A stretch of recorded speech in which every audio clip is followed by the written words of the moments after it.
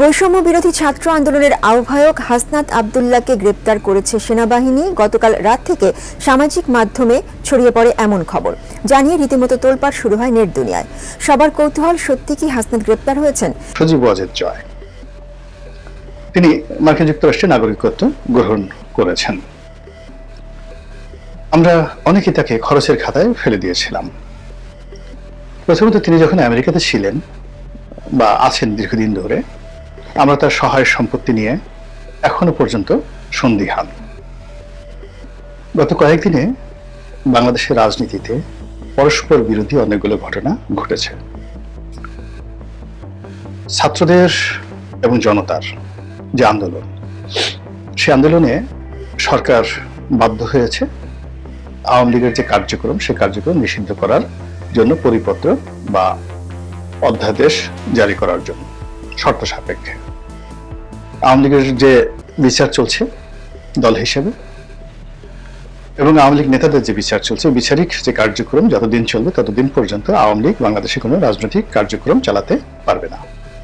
এটা হলো যারা এই আন্দোলন করেছেন তাদের সফলতা। আর বলা হয়ে থাকে যে এই ঘটনার পেছনে সরকারের একটা নীল নকশা রয়েছে, সরকারের হাত রয়েছে, সরকারি ইঙ্গিতে এই কাজগুলো করা হয়েছে।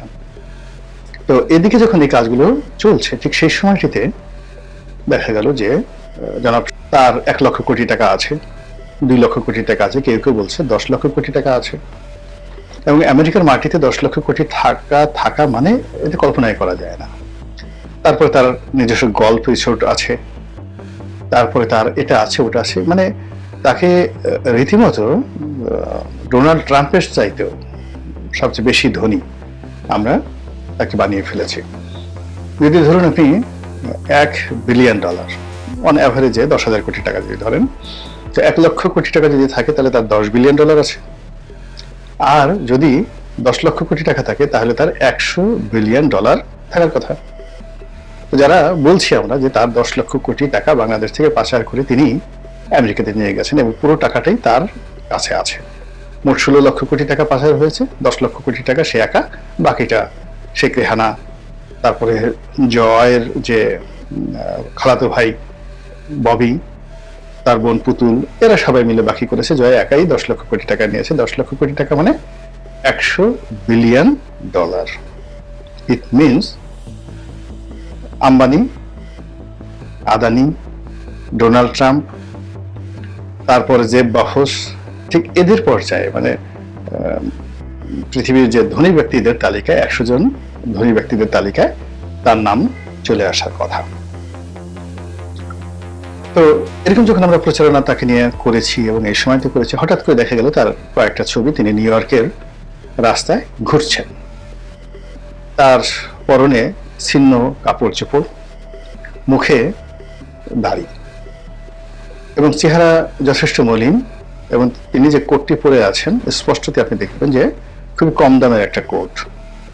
আমাদের এই সমাজে যদি কারো $1 লাখ মানে আমেরিকার সমাজে যার $1 লাখ সেভিংস আছে, সে ওই সমস্ত কোট পরাতে দূরের কথা ফেলেও দেয় না। এক্ষেত্রে সে যদি এই কোট পরে থাকে অভিনয় করার জন্য পরেছে, অথবা তার টাকা নেই, অথবা সেরকম একটা পরিবেশ পড়ছে সে ওইরকম কাপড় চোপড় পরে। এনিওয়ে, তো ওটা নিয়ে আমরা খুব ট্রল করলাম।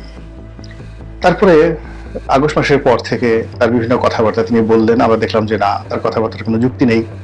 আবার তিনি কিছু কথাবার্তা বললেন, দেখলাম বেশ যুক্তি আছে, বিএনপির সঙ্গে তিনি এখন বন্ধুত্ব করতে চাচ্ছেন।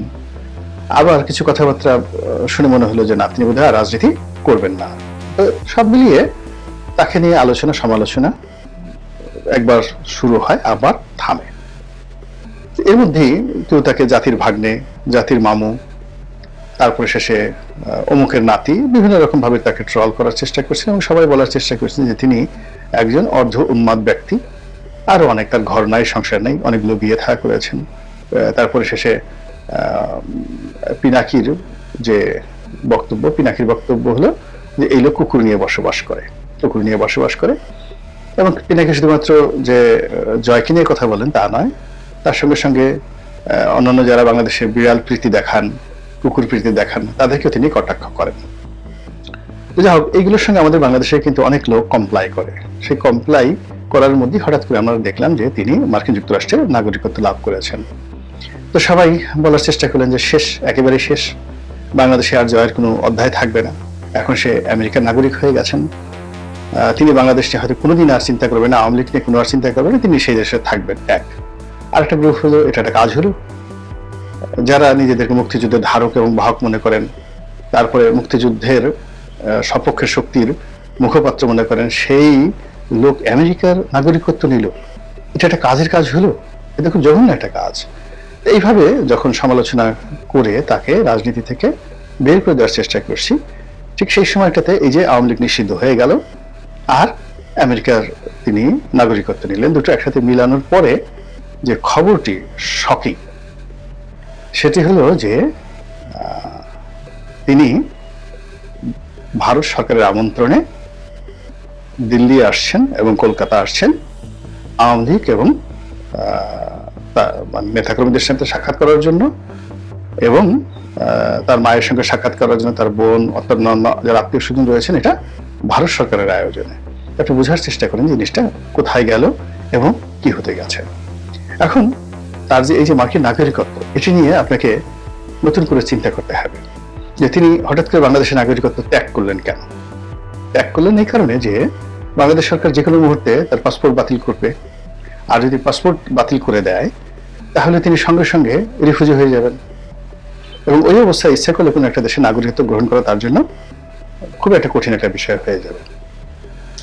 যেভাবে শেখ হাসিনার পাসপোর্ট বাতিল করা হয়েছে, অনেকের পাসপোর্ট বাতিল করা হয়েছে, তো সেই দিক থেকে তার এই যে আমেরিকান পাসপোর্ট, এটি তার জন্য একটা শিল্ড। পৃথিবীর অনেক দেশে তিনি অবাধে বিচরণ করতে পারবেন কোনো রকম পাসপোর্ট ছাড়া, কোনো রকম ভিসা ছাড়া। এই গেল তার প্রথম সুবিধা। দ্বিতীয় সুবিধা হলো মার্কিন নাগরিক হিসেবে তিনি আমেরিকার একটা, যাকে বলা হয় রক্ষা কবচ, আমেরিকাকে নিজের রক্ষা কবচ হিসেবে তিনি ব্যবহার করতে পারবেন। ভবিষ্যতে যখন তার দরকার হবে তিনি সঙ্গে সঙ্গে কিন্তু সেই আমেরিকান পাসপোর্ট ত্যাগ করে আবার বাংলাদেশের পাসপোর্ট নিতে পারবেন। যেমন আমাদের দেশের অনেক রাজনীতিবিদ, এখন ধরেন এই সরকারেরই তো অনেকেরই আমেরিকান পাসপোর্ট আছে, অন্তর্বর্তীকালীন সরকারের, বিএনপি সরকারের, তারপরে আওয়ামী লীগ সরকারের অনেকেরই আমেরিকান পাসপোর্ট ছিল।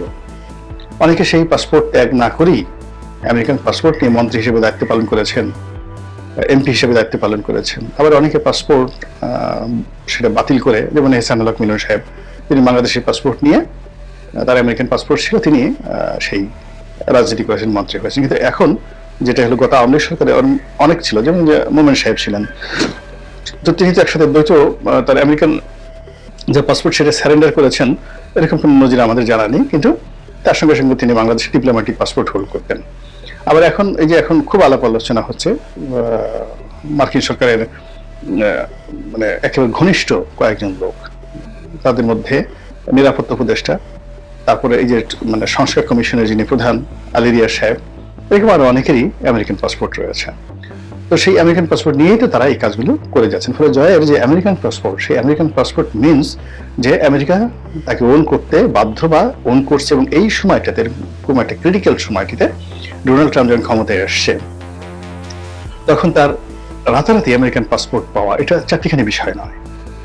মানে এটার পেছনে অনেক কিছু আছে। দিল্লির কূটনীতি আছে, আমেরিকার কূটনীতি আছে, এবং সৌদি আরবের কূটনীতি আছে। এবং আপনারা জানেন মোরলে যে আওয়ামী লীগ তাদের যে ক্ষমতাকালীন সময় কতগুলো সম্পর্ক করে ফেলেছিলেন ব্যক্তিগত। যেমন ফ্রান্সের প্রেসিডেন্ট ইমানুয়েল ম্যাক্রোর সঙ্গে শেখ হাসিনা পরিবারের একটা পারিবারিক সম্পর্ক ছিল, এবং সেই সম্পর্কটা তিনি এখন হোল্ড করেন। এবং ফ্রান্স এমন একটা জাতি, এরা কিন্তু অন্য দেশের মধ্যে এতটা বেঈমান মুনাফিক না। যেমন আপনি দেখেন গাদ্দাফির সঙ্গে সার্কোজি, প্রেসিডেন্ট সার্কোজির একটা ভালো সম্পর্ক ছিল, এবং ওটাকে কাজে লাগিয়ে তিনি জাতির সঙ্গে এই প্রথমবারের মধ্যে ভাষণ দিতে পেরেছিলেন মোহাম্মদ গাদ্দাফি। আবার এই যে ম্যাক্রোর সঙ্গে শেখ হাসিনার যে সম্পর্ক, তিনি দিল্লি যাওয়ার পথে ঢাকাতে এসে শেখ হাসিনার সঙ্গে তিনি সাক্ষাৎ করে গেছেন, এবং সম্পর্ক দেখলে আপনি বুঝতে পারবেন মাসের সম্পর্ক। 2 নম্বর হলো মোদির সাথে ভারতের সাথে তাদের যে পারিবারিক সম্পর্ক।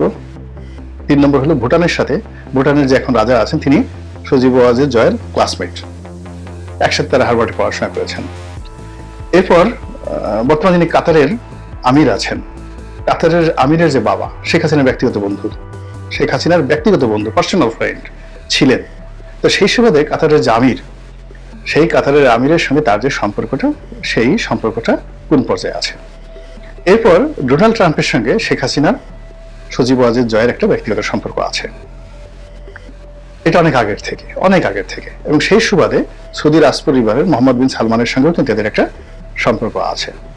এটা যখন আমি একেবারে আওয়ামী লীগের ঘোর বিরোধী ছিলাম, অর্থাৎ ধরুন 2018 থেকে একেবারে 25 পর্যন্ত, এখনো আছি।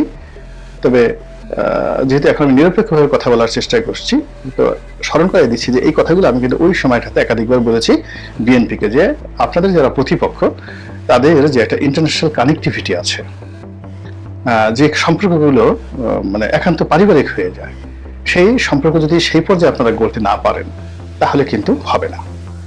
যেমন আওয়ামী লীগ চেষ্টা করেছিল, আওয়ামী লীগের কিন্তু আরো একটা সম্পর্ক, জাস্টিন ট্রুডোর সঙ্গে কিন্তু তাদের একটা ব্যক্তিগত পারিবারিক সম্পর্ক ছিল। কানাডা জাস্টিন ট্রুডোর সঙ্গে একেবারে ইন্টার পার্সোনাল